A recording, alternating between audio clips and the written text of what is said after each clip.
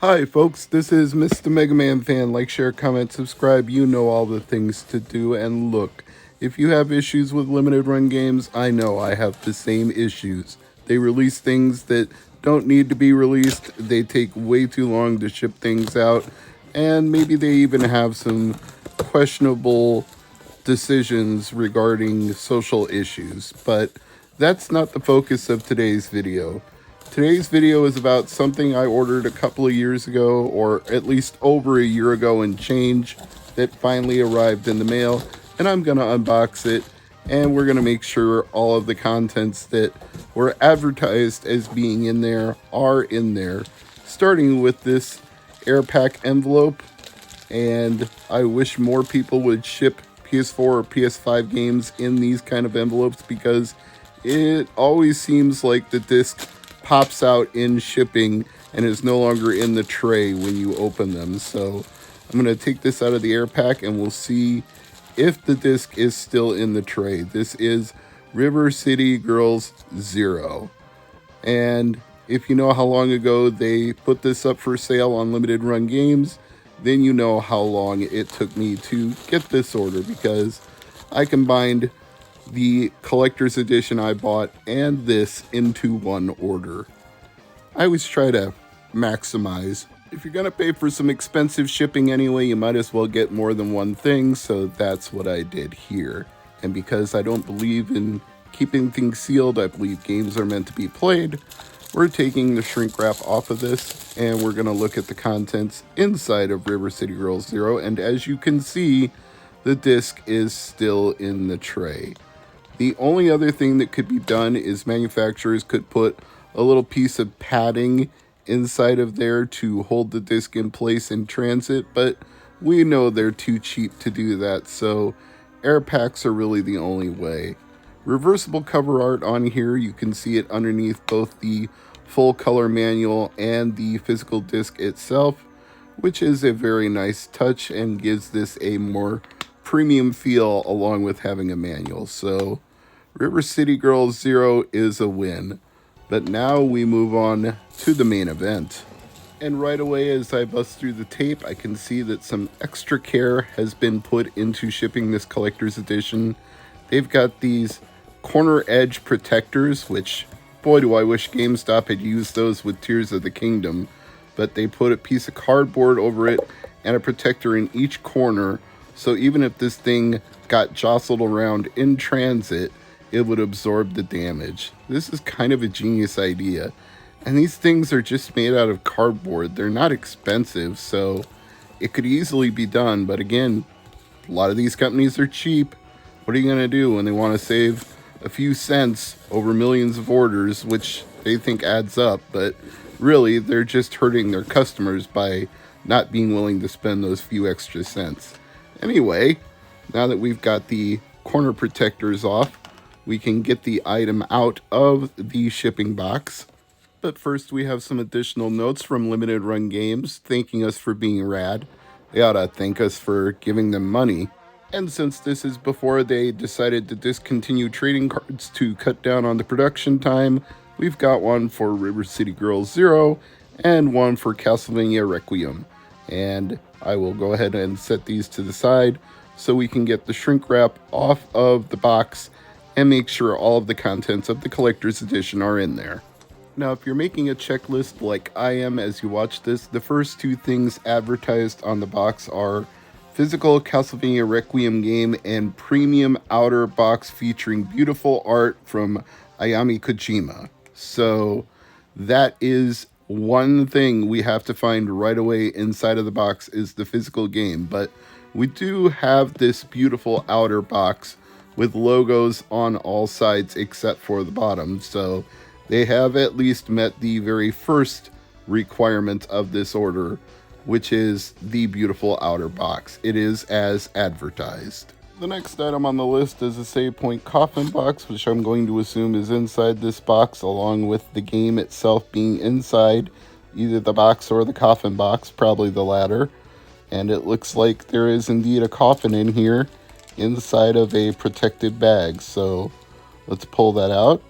It's got some weight to it, which I believe means most of what we're looking for is inside. So check on at least 2 of the things. Premium outer box, save point coffin box. We have both of those things. So now let's see about getting this coffin box open. It's basically just sliding off. There's no hinges or flaps to undo. You just lift up and the contents are underneath. And we have a certificate of authenticity showing I'm 1353 out of 9100. So if that's important to you to know what number you are, there's your number right off the top when you first open the coffin. And let's see what else we've got in here. See how many of these items we check off as we keep going.